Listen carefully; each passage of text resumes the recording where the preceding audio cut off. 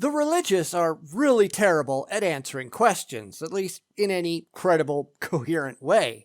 They believe what they believe because they want to believe what they want to believe, not because any of it can stand up to a moment's critical scrutiny. And why is that? Because they just don't care. And we're in for another case of that today, because it never gets old, does it? Oh wait, it does. It always gets old. It's been old forever. Can we please knock it off and try for something remotely resembling rationality, please? Because that would be so nice.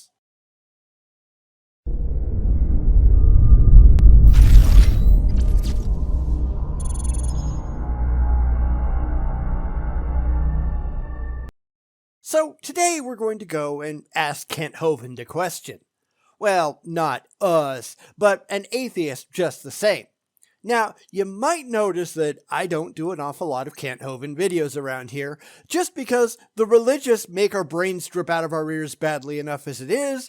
We don't need any help, because Hovind is one of the dumbest apologists out there, but every once in a while, I guess it doesn't hurt to be reminded that no matter how many really, really awful theists we look at, they can always get worse.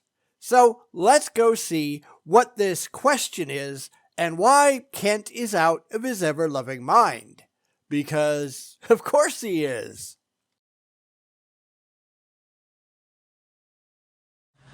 I am confused. Being philosophically consistent and being a very honest person, I'm sure you can tell me where God came from.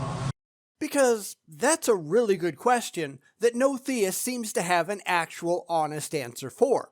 Now, not too long ago, I saw a video by a Catholic, and he was making all kinds of claims about God, what God wanted, what God was like, the kind of thing that we always see. And I had to ask, well, how do you actually know any of that? And of course, I never got a satisfactory response because, of course, they just don't have one. I'm going to go into that kind of thing during the course of this video, I'm sure, but the simple fact is the religious are just yanking all of this out of their backsides because it makes them happy. But they have no means whatsoever to back any of it up.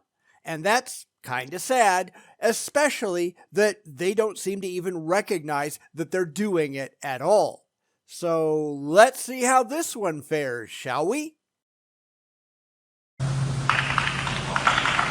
And in addition, once you've told me where God comes from, please try to clarify how you can figure that a spiritual force can have an impact on a material universe to create it. Because they want it to. That's ultimately what all of this comes down to.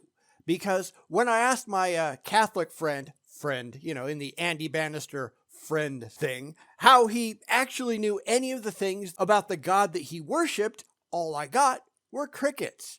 All he has are claims and church traditions and wishful thinking, but no way to actually verify that the things that he believes about his God are actually so. And this is something, of course, that I've talked about before. You just can't define your deities into existence. You actually have to have something objective to base your assumptions on, and the religious, they just don't have that. You can't just declare that there are unicorns and then proceed to explain exactly what they can do and what they're like and what they want. How in the hell do you know that? Because they don't.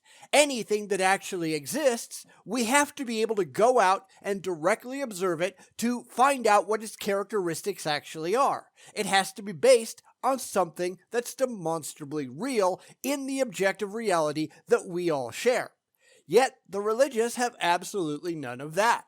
So they just make it up, and they hope that we don't notice. Yet we do. We always do. I think that some years ago we already talked about that kind of thing in philosophical circles at any rate, by posing the question, if angels are made of spiritual matter and a pen is made of material matter and spiritual matter displaces no space, how many angels can dance on the tip of a pen? I have a sense of sort of reversal experience here, but please do, go ahead. This is especially true when the religious can't even define their terms in any coherent way. They propose that there's this stuff out there called the supernatural, but they can't really tell us what it is, what it's like, or how they've rationally come to that conclusion in the first place. The second that you actually ask them any of those questions, they retreat. They just make stuff up. They just stick their fingers in their asses and run away. They have nothing at all intelligent to say on the subject.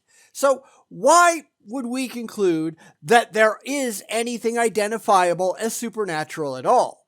How do we put those assertions to the test, and what can we use to verify that they are objectively correct? And the answer, of course, is we can't, because it's all just made up based on wishful thinking, and I don't think Kent is going to get anywhere intelligent here. I think that assumes that Kent has the slightest idea what intelligence actually is, but, I'm willing to give him a chance before I laugh at his stupidity. So, let's see what he says. You got 5 minutes. Now, I just want to know which question. That's all right. You may take the rest of the minutes. We're supposed to do one question at a time. Which one would you like? That was part of the format for the debate. So which question? I want you to fill in the story of the rest of the beginning of the universe. God, spiritual matter, impact on material matter. Okay. So 2 questions. All right. Go ahead. All right. Your question, where did God come from, assumes that you're thinking of the wrong, obviously it displays that you're thinking of the wrong God. Nope, that applies to any God that could conceivably be out there, whether it's actually there or not.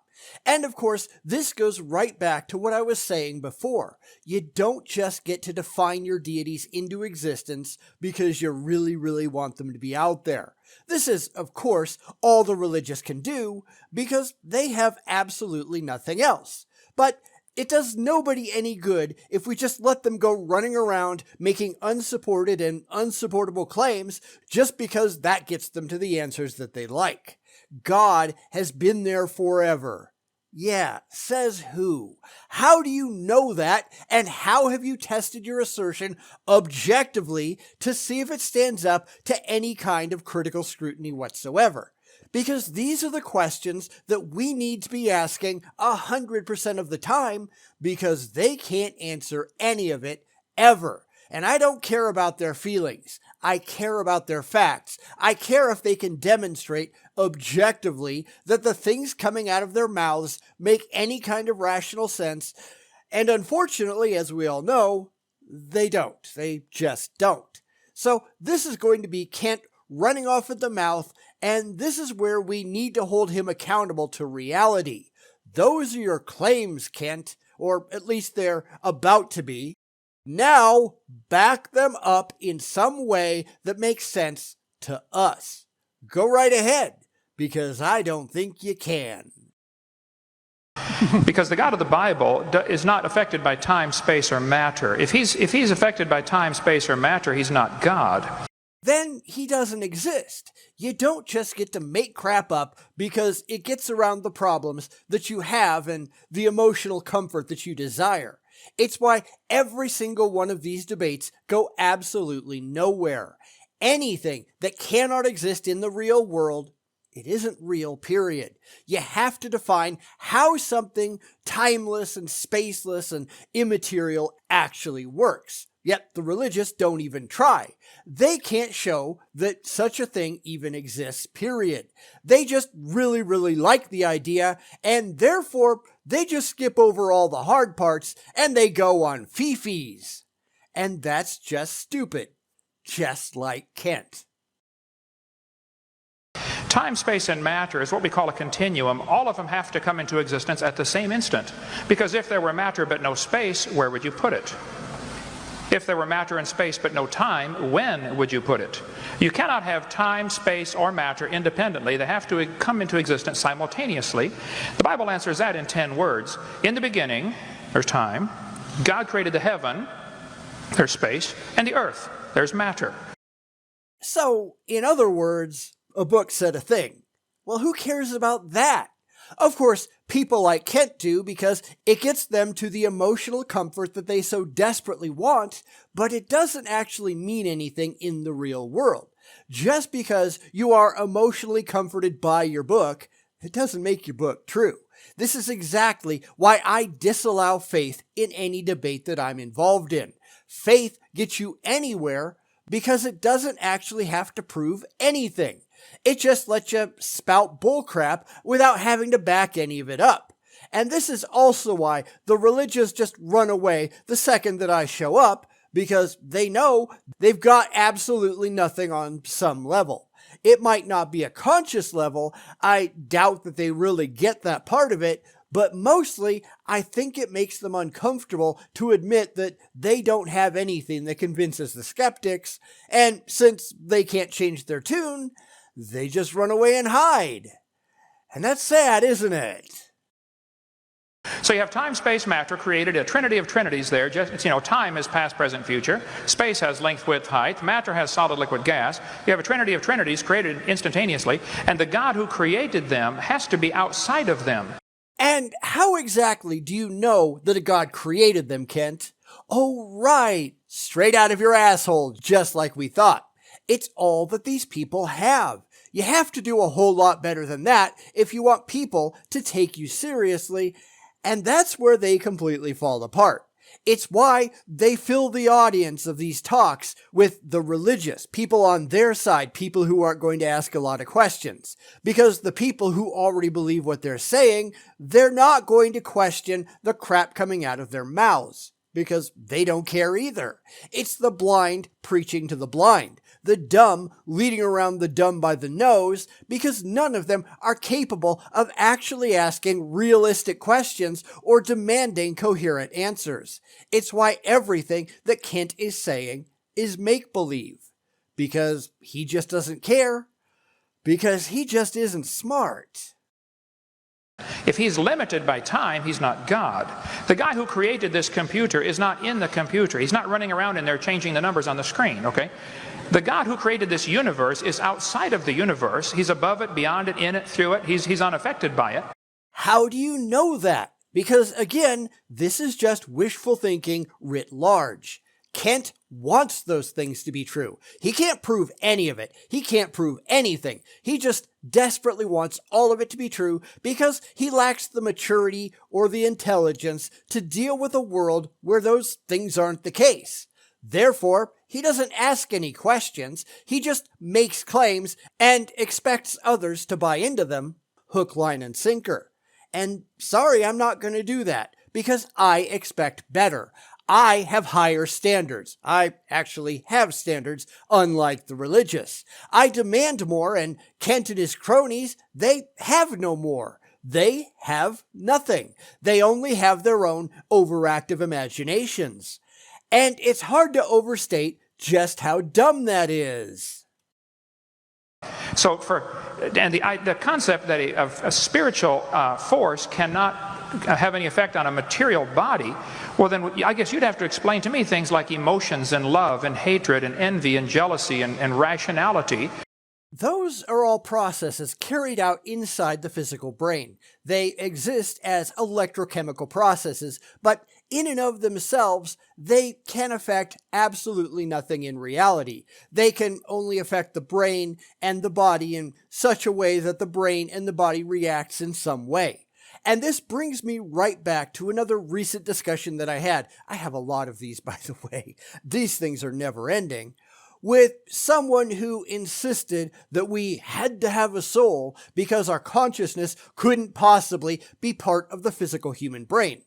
Never mind the fact that if we damage the physical brain, everything that we identify as consciousness changes, because we can actually prove that. There are split brain patients out there where one half of the brain becomes an atheist and the other half becomes a theist. There are people who completely lose all of their memories, alter their entire personalities, everything about them changes, but they don't care about that stuff, do they? There's a lot of bold rationalization going on explaining all of that away, and it was after I saw that there was absolutely no reaching this individual rationally that I just gave up,